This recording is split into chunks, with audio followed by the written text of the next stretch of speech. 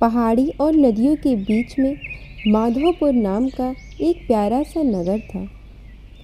उस नगर में मीठी नाम की एक साधारण महिला रहती थी।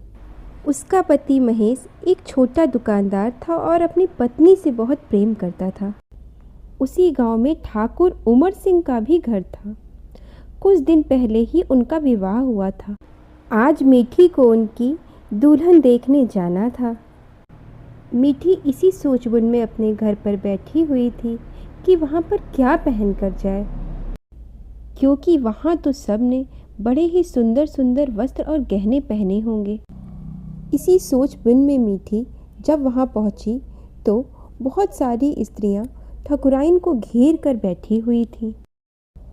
मीठी भी उन्हीं के बीच गई। वहाँ एक स्त्री बोली कि अरे देखती हो, ठकुराइन तो पूरी की पूरी गहनों में ही लगी हुई है। तभी दूसरी बोलती है, अरे लगेगी क्यों नहीं, ससुराल तो ससुराल, उसका तो मायका भी बहुत ही अमीर है। मीठी की नज़र जब ठकुराइन पर पड़ी तो वह भी उनके गहनों को देखती रह गई। ठकुराइन मीठी से अधिक सुंदर तो न थी, पर हाँ, गहनों के मामले में उससे बहुत ही ज़्यादा सुंदर थी।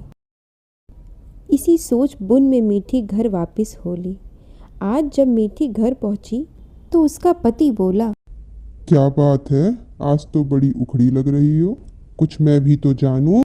मीठी गुस्से में बोली, कुछ भी तो नहीं। उसका पति बोला, कुछ तो। आज तो तुम ठकुराइन को देखने गई थी, वहाँ किसी ने कुछ कहा तो नहीं? मीठी बोली, वहाँ मुझे कौन क्या कहेगा, मैं हूँ ही किस लायक। यह पतला सा डोरा पहन कर गई थी वहाँ, और पूछ रहे हो कि हुआ क्या है। अरे अभी 2 महीने पहले ही तो तुम्हारे लिए उसको बनवाया था मैंने।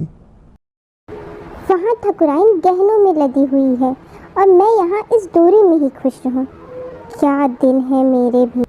महेश समझ चुका था कि मीठी कहाँ उलझी हुई है। उसने मीठी को बहुत समझाया पर वह ना मानी। फिर महेश ने सोचा कि चलो कोई बात नहीं, कल तक तो मीठी मान ही जाएगी। मीठी अगले दिन भी वैसी ही रही। अब तो उनके घर का यह रोज का ही कलेश हो गया था। जब भी मीठी ठकुराइन को सुंदर कपड़ों और गहनों में देखती, तभी वह अपने मन ही मन में कुढ़ती रहती। एक दिन जब महेश दुकान पर था, तब अचानक से मौसम खराब हो गया और बहुत तेज आंधी, बिजली और बारिश आ गई। उस दिन महेश अपनी दुकान की चिंता करते हुए बारिश में ही घर से निकल पड़ा। उस रात वह अपनी दुकान की चिंता में रात भर सो न सका। दुकान की फिक्र उसे रात भर सताती रही। अगली सुबह जब वह अपनी दुकान की तरफ पहुंचा तो उसने देखा कि उसकी दुकान के ऊपर एक बहुत बड़ा पेड़ गिर गया है। बहुत ही उदास और परेशान होकर वह अपने घर की तरफ लौट पड़ा। घर पहुंचकर अपनी पत्नी मीठी से कहता है, हमारी जीविका का एकमात्र सहारा भी टूट गया। मुझे तो कुछ समझ नहीं आ रहा मैं क्या करूं। तो क्या पूरी की पूरी दुकान टूट गई है? हाँ, पेड़ बहुत बड़ा था, वह हमारी पूरी दुकान पर ही गिर पड़ा।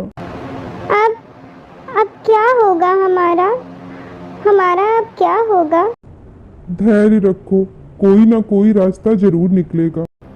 दोनों पति पत्नी इसी परेशानी में अपने घर पर बैठे होते हैं कि उन्हें किसी के चिल्लाने की आवाज़ आती है। वे बाहर जाकर देखते हैं तो उमर सिंह शराब के नशे में अपनी पत्नी को मार रहा होता है। यह देखकर मीठी को अपनी गलती का एहसास होता है और उसके ऊपर से गहनों का और धन का सारा भूत उतर जाता है। अगली सुबह वह नई ऊर्जा के साथ महेश के साथ दुकान पर जाती है। वहाँ महेश तो शांत खड़ा रहता है, पर मीठी को उखड़े हुए पेड़ के पास की दीवार के पास कुछ चमकता हुआ दिखता है। वहाँ उसे कुछ मटके का शक होता है। ये इस पेड़ के पास क्या है?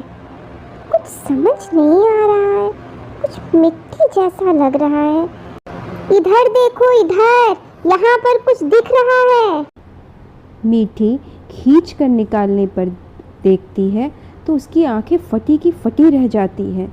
वहाँ धन से भरा हुआ एक कलश रखा था। तभी वहाँ महेश आता है और मीठी, यह तो वही खजाना है जिसके बारे में पिताजी बताते थे। मीठी को भी अपने सारे सपने पूरे होते दिख रहे थे। ये महेश और मीठी के धैर्य का फल था। तो आपने देखा दोस्तों, एक अच्छा इंसान एक हीरे के समान होता है। हमें उसका साथ कभी नहीं छोड़ना चाहिए, क्योंकि लहरों से डर कर नौका पार नहीं होती। कोशिश करने वालों की कभी हार नहीं होती।